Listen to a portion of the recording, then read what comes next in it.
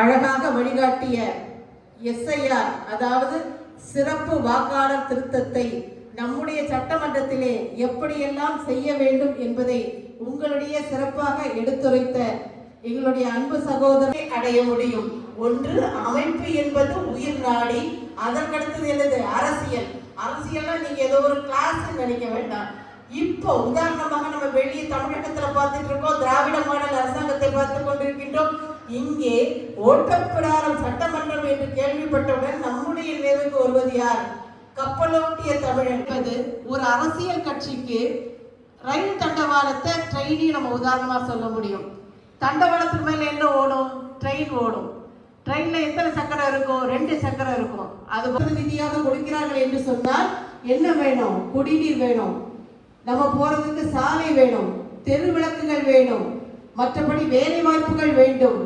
அப்படிப்பட்ட விஷயத்துக்கு தான் நம்ம என்ன பண்றோம்? ஓட்டு போட்டு மக்கள் பிரதிநிதியை தேர்ந்தெடுக்கிறோம்.